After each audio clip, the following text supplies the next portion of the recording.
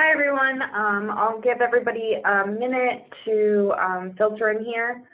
I see that our attendee numbers are going up a little bit as we broadcast. This is Lindsay O'Brien. Amanda is out of town on vacation, so I will be helping Zach run the webinar today. We're going to be doing our free training on the changes in last activity and site options, and how to create and use a last activity report. So with that, I'm going to hand this over to Zach. Just remember that you are all on mute. So if you do have a question, feel free to put it in the chat box and we'll get to it at the end, or you can raise your hand and we can call on you. All right, thanks everybody. Hope you enjoy the webinar today and learn something.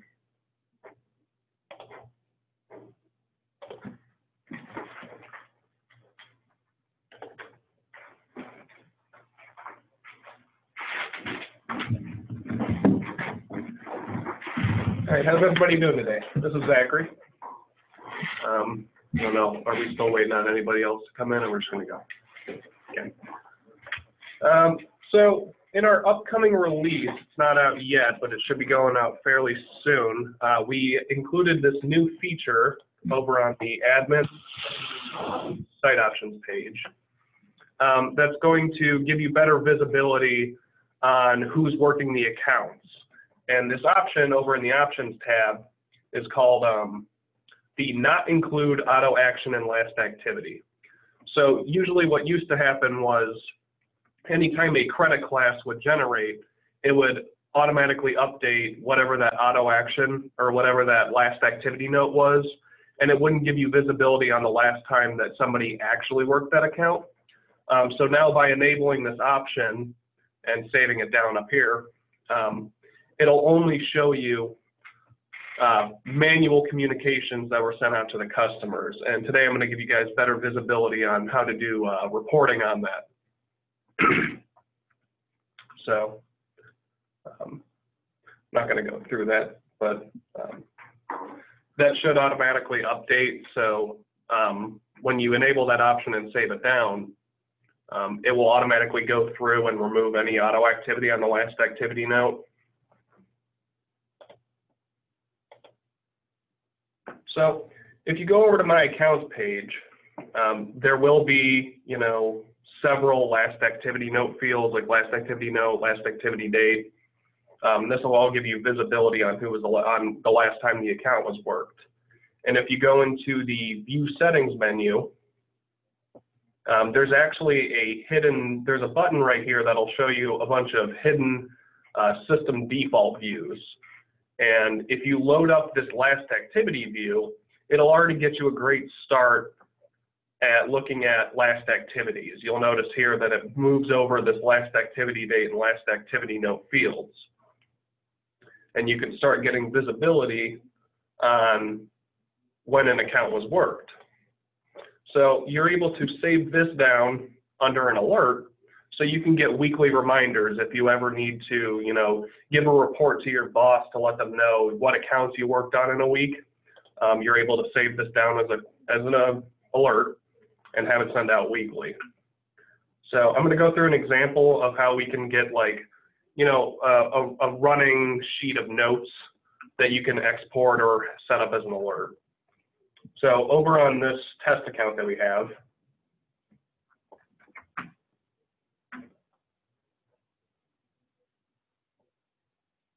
we're going to create a new communication, and we're going to have a note, and we're going to backdate it a little bit here. We're going to say on 05/01/19, we reached out to the customer via phone. And we'll change this activity code over to a phone. And then we'll save this down. Now, a couple days later, we'll reach out again and say that we did another attempt.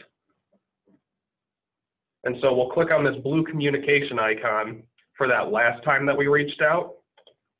And it'll open that back up, and it'll give us the ability to copy the previous notes over to this. So now we'll just add a new line onto it saying, on the 3rd, I reached out again.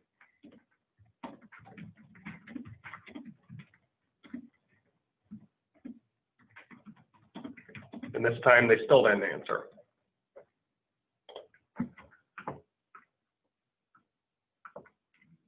And then let's do it one more time. We'll just do a final reach out. And we'll copy over the notes in the email again.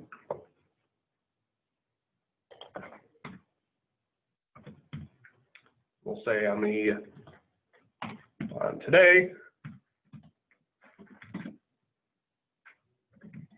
called once more for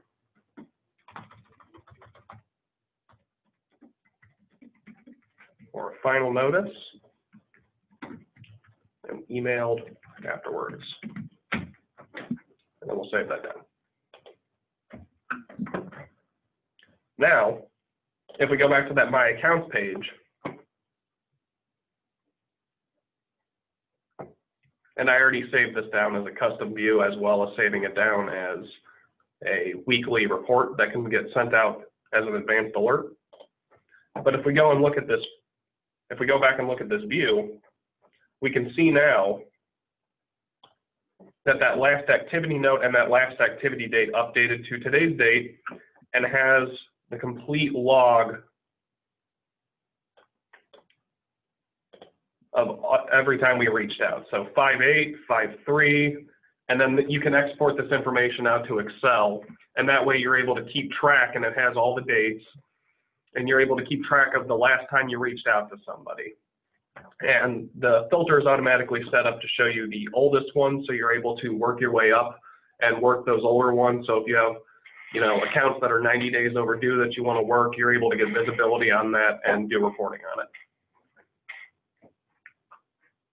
And that will be coming out in our next release. So, All right, everyone, that is the entirety of the training on the new feature. Do we have any questions about it? Questions in general?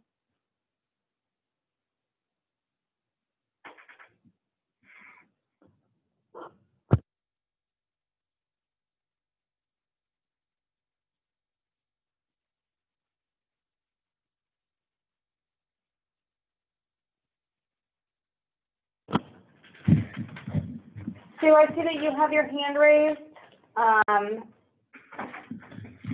Would you be able to put your question in the chat box? We do have a question from Louise. Updating the contact name length to 250 characters. Is this going to be included in this release? Yeah, I'm pretty sure it is in this upcoming release. And Louise, we can put, for all of those that are in Slack, we can put the release notes in Slack as soon as that is released. Sue is wondering when this release will be available to premise. That's something that Zach and David are not aware about, so we will talk with Grace and we can get back to you about that, Sue.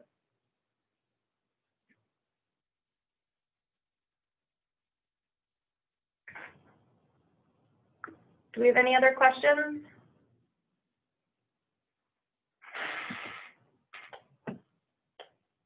Whether it's about this release or questions in general, maybe needing help with a certain area of the software, we can run over it since this did go pretty quickly.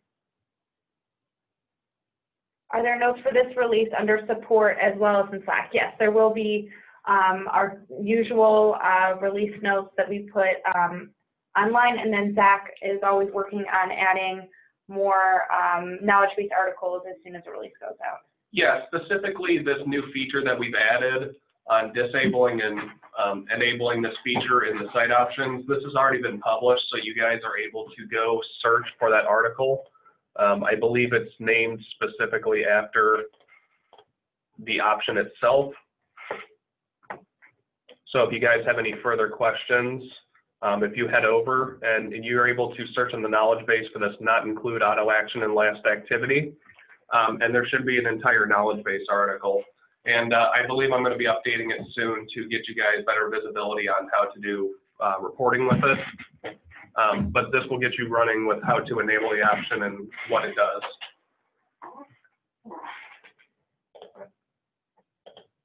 From Louise, we have, is there a possibility of increasing the timeout length between ATC and SoluPay for credit card payments? Louise entered this enhancement request this week. Louise, we'll have to discuss this with Grace as well as with our partners at SoluPay, and we can have someone get back to you. As I said, Amanda is out this week. She gets back tomorrow, so she'll be able to give a better update on that enhancement request that you put in once she gets back. From Claire, need to update whole ATC with new contact name and emails. Do I need to do it account by account? Hey Claire, it's David. I'll be able to reach out to you on that one. We can do a session together. I've been working with Alex as well, so I'll be able to help you with that. If you want to shoot me an email with some specifics in it, I can help you with it.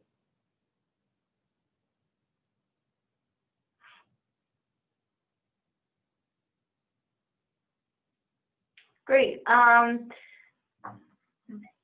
We do have our user group next week, and we will go through all of the enhancement requests that were posted in Slack like we have every month. And, you know, if you have any questions, if you have any enhancement requests, make sure you're getting them into Slack and sign up for the user group. If you haven't signed up for the user group yet, reach out to Amanda or post it in Slack and she can make sure that you're signed up for next week. If there are no other questions for the free training today, we'll let you guys go early. And thanks for joining us.